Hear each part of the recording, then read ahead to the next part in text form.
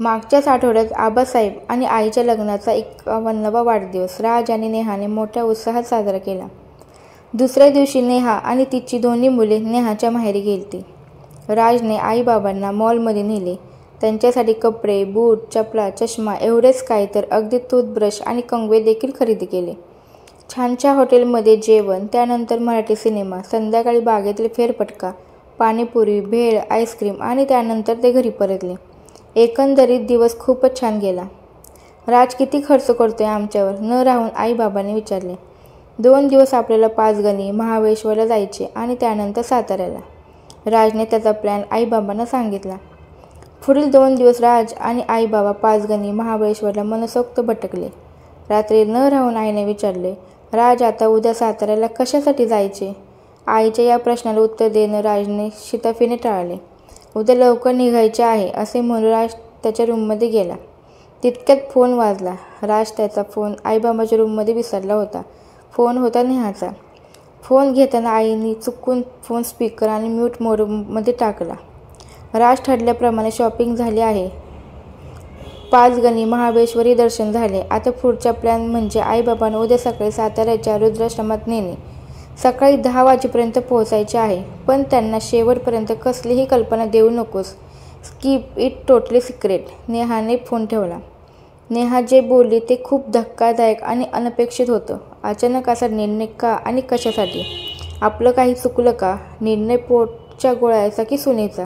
असंख्य अनुत्तरित प्रश्न.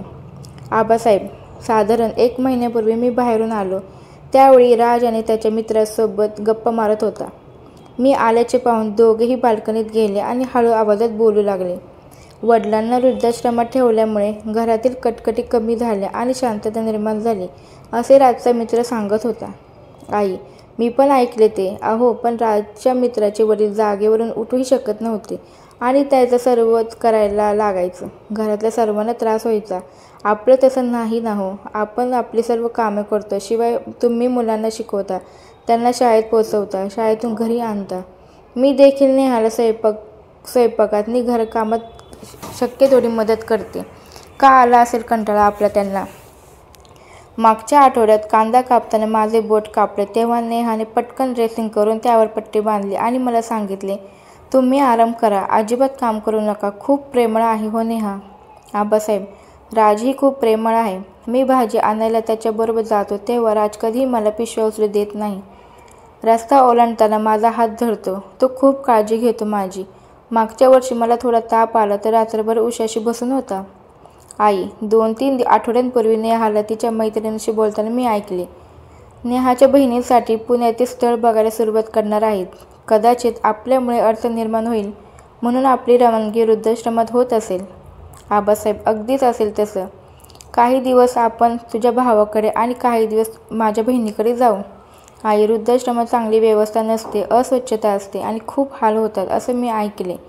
उद्या सकाळी राजला विनवणी करून काही मार्ग निघतो का ते बघायचे. आबासाहेब, नको नको, याचना करून काही प्राप्ती करण्यापेक्षा ते न मिळालेलेच बरे. चला, उशीर होते, झोपूया. उद्या सकाळी लवकर उठायचे ना, आपल्याला आपल्या अख्खाच्या घरी जायचे ना. आलिया भोगासी असावी सादर म्हणत आबा आणि आईने मनाशी गाठ बांधली की राज आणि नेहाचा प्लॅन अर्थात कट आपल्याला समजलाच आहे हे अजिबात दाखवायचे नाही. जे होते त्यात समाधान मानायचे. प्रयत्न करूनही दोघांनाही झोप येत नव्हती. आई, एक विचारू? आबासाहेब, विचार. आई, वृद्धाश्रमात आपल्याला भेटायला राज कधी येईल का? निदान नातवांच्या वाढदिवसाला तरी आपल्याला त्यांच्या घरी जाता येईल का? राहायला नव्हे, फक्त त्याचा कौतुक सोहळा बघण्यासाठी. आपण तेथे राहायचे नाही, मुक्काम करायचा नाही, अगदी जेवणही नाही करायचं, फक्त आशीर्वाद देऊन परत यायचं. राज, नेहा आणि नातवांशिवाय राहण्याचा विचार केला जात नाही माझ्याकडून. अजून एक विचारू? आबासाहेब, तुझा एक कधी संपत नाही. विचार. आई, निदान आपण गेल्यावर आपल्याला अग्नी द्यायला तरी राज येईल का हो? आबासाहेब, येईल. राज नक्की येईल. तो तितका कठोर नाही. शेवटी पीडा कायमचीच गेली. सुटलं एकदाच म्हणून तरी आनंदाने येईल. मी सांगतो ते ऐक. जर मी प्रथम गेलो आणि राज आला नाही तर तू मला अग्नी दे, आणि तू प्रथम गेलीस आणि राज आला नाही तर मी तुला अग्नी देईन. आई, जर आपण दोघेही एका वेळेस गेलो तर?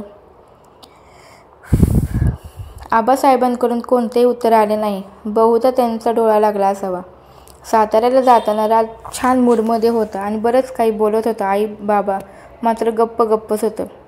दुतर्फा दाट झाडी, वळणावळणाचा रस्ता, गार हवा, अगदी प्रसन्न वातावरण. कारमध्ये रेडिओ गदिमांची रचलेली बाबूंजींच्या जादुई आवाजातील गीत ऐकत होता.